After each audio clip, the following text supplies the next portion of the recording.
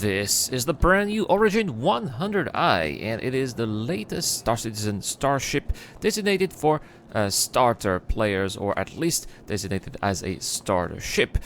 It has spoilers, it has wings, it has a very sleek and aerodynamic design, more wings as you can see, shiny little lights, and a very flashy and bright white paint job.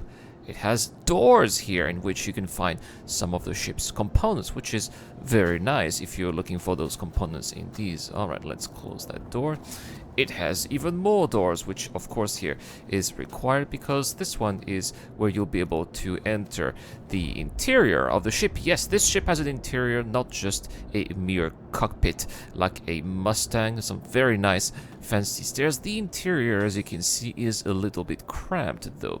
It does feature this very tiny little bed, which will be more fitting in a campsite than an Origin ship.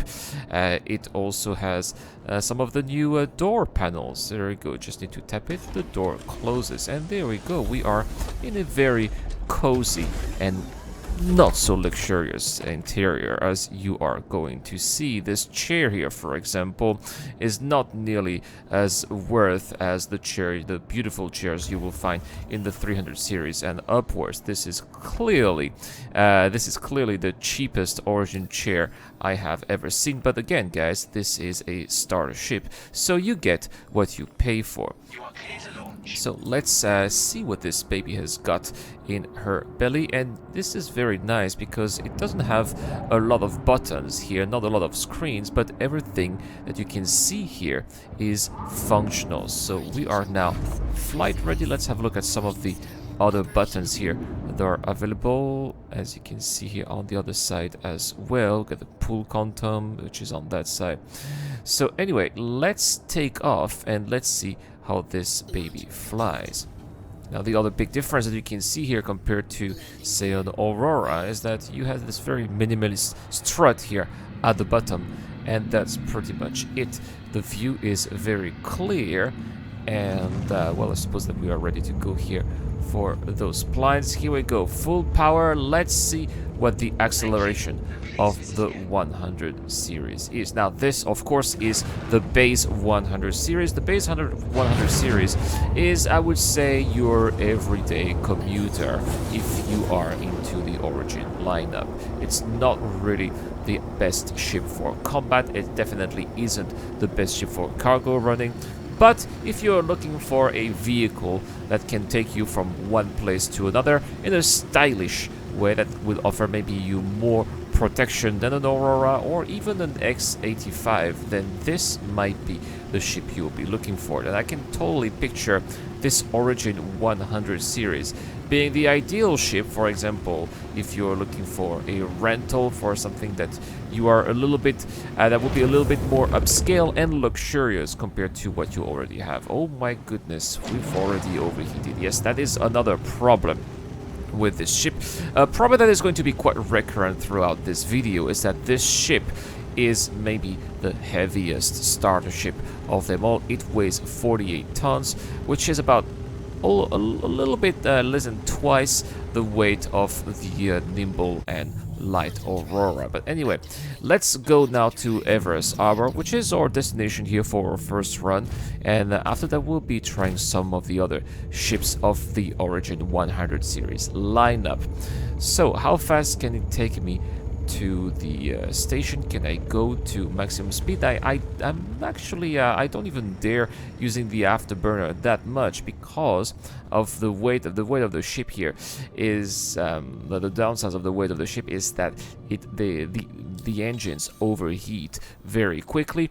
And as a result, if we end up overheating, you know how dangerous it can be, right? Because we'll be drifting and we can eventually crash into the station. We don't want that. So we are going to be a little bit more careful than what we would wish for normally. Now, these components that we have here on the 100 series are, of course, the base components. You can always upgrade them if you want to. Most of them are size 1. But they're not all size 1. You can see that the guns that I used a little bit earlier as I was trying them, these are M4As, and these are size 2, based on actual size 3 gimbal mods. So we're having perhaps the strongest guns out of all of the starter ships, which is in itself very impressive, especially if you're looking to do a little bit of combat, which the 100 series is capable of. We're going to see that again later as we're trying the 125A. Now, oh my goodness, let's not crash again. Now, I noticed that the side thrusters of the 100 series are maybe a little bit underpowered due to the weight of the ship, but the thrusters below the ship do the job. So if you want to turn more effectively, I would suggest you turn the ship sideways and then use your under thrusters, which are going to allow you to make better turns. So that is the way I would fly the ship. Anyway, we have arrived here at our destination, Everest Harbor, and well, let's get out of this ship here because that's pretty much everything it is going to be good for. Now, this is the real deal, guys, the Origin 125A. It also has those fancy little wings, it still has the spoilers, but it doesn't have the flashy white paint job. Instead, it is replaced by this very dark and, well, metallic paint, obviously, so still a little bit flashy. I would have preferred a matte paint, but nevertheless a little bit, actually much stealthier than its civilian counterpart, let's call it like that. This ship, of course, is going to be designed for more manly action, let's call it that way, and we're going to see that. Now we can already see that the usage of this ship is a little bit different because of its interior atmosphere. It has this much greener interior, which is a not really greener interior, but greener lights, little green lights all over the place, which gives you this military vibe that the 100 series doesn't have. So let's take off right here. And we are going to see, there you go, those nice little under thrusters, which, by the way, guys, in the latest Star Citizen PTU patch, now we are already at the O patch, the devs have indicated that thrusters here in the 100 series have been revised and attuned to make the ship a little bit more maneuverable. So what my comment here obviously is not going to stand for the latest patch. This was recorded yesterday before the latest patch. But anyway, nevertheless, let's go around Aberdeen and go straight towards some action. I have taken an ECN mission, which is going to allow me to escort a Starfarer, and we will see how good that 100 series is against ship of a similar tier. Obviously, we are going to be fighting some Buccaneers, which also are to a certain degree starter combat ship. Gencoms under attack from multiple hostiles. Need backup. Alright, I have already overclocked the shield here. The 125 series has better shields, has better thrusters, has better coolers, but is it going to be able to do the job that it is made for, which is in this case combat? So we shall see. As you can see here, the 125A has a little overheating issue here with those double M4As. But at least it has some gimbals, which is going to make it quite effective. Personally, I think that it needs a serious upgrade if you want to equip some larger guns. This is the reason why it has size 2 gimbal guns, simply because its power system and especially its cooler system by default are not capable of handling fixed size 3 guns, which would very quickly overheat unless you are using Gatling guns or ballistic guns. But again, who wants to have ballistic guns when you have such a little vessel here? You don't want to be going back to stations all the time. You want to go from place to place, action location to another location where there's going to be some action for you. So as a result, the way you're going to fight with a 125C, sorry, is not exactly the same as how you would fight with, let's say, for example, Aurora Legionnaire, which would be its equivalent in the Aurora lineup. The Aurora Legionnaire has repeater lasers, and which you can very easily replace with neutron repeaters.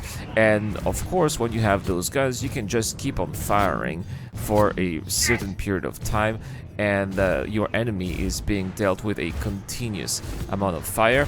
Here, this is not the strategy you have to adopt when you are flying this ship. When you are flying this ship here in combat again, opponents of a similar size like a Buccaneer, as you are seeing here, you really have to manage your fire and make sure that you only fire if you know that you have high chances of hitting your target. Otherwise, if you're doing like I do, for example, you are going to see that you are going to overheat, and boom, target destroyed. If you overheat, then obviously you are not able to fire for a certain amount of time. Luckily, the overheating cooldown is not that long, it's just 1 or 2 seconds, so it's still not much of a handicap. But nevertheless, if you are in a tight situation, this could be a difference maker that is not going to make the difference in your favor.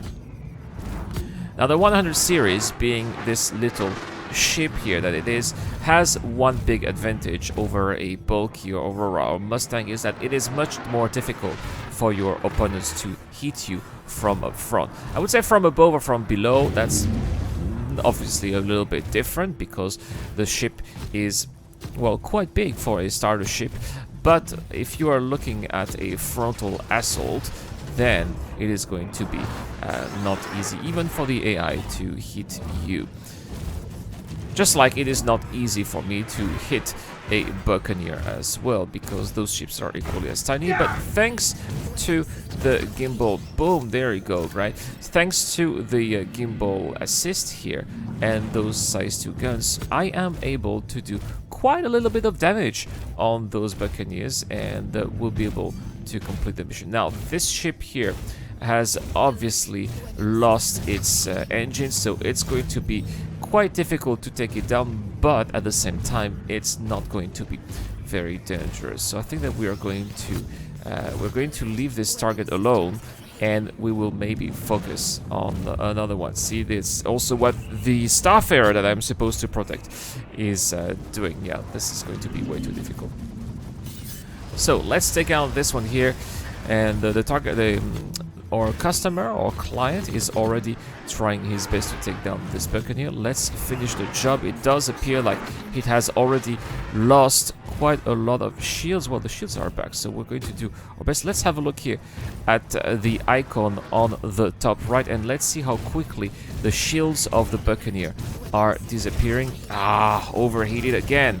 Yeah, that is really always a problem. All right, we've got some direct shots here at that Buccaneer. It is, oh, all right, very interesting. It still had shields, but we were still able to destroy it just like that. Now let's finish off the last of those Buccaneers, which is in poor shape. Let's just say, let's just call it that way. It is still able to shoot somehow. There you go, target destroyed. And that was pretty much it. 4,000 Alpha UEC, the job is done. Now, the last one of the series is the 135C, C standing for cargo. And this one is not black, this one is not white, this one is blue. Blue, I don't know why they chose blue, but it definitely looks very nice. How is the interior? We're going to have a look. This ship is intended for cargo running. It has 8 SCU of cargo capacity, which is surprisingly big for a ship of this size. It is the little bomb here of cargo running, right? With explosive performances compared to any other cargo ship of this size. But is it going to be having mind-blowing capabilities when it comes to cargo running? Well, we are going to check it out right here as we are turning the ship on. And so here we, oh my goodness, oh dear, I didn't mean it. I didn't mean it to say that, but it seems like that's gonna be it for this video, guys. Thank you very much for watching, and now let's talk about the giveaway, because this month we've got an exceptional giveaway. I am giving away a Starfarer with lifetime insurance, and also a Reliant with lifetime insurance as well. In case you don't win the Starfarer, there's going to be a consolation prize. All you have to do to get a chance of winning is to be a subscriber of the channel and comment to any Star Citizen related video that posted this month. The winner will be announced early November. Good luck to everybody out there. Once again, thank you so much for watching. This is the Eradicator, and I'll see you guys later.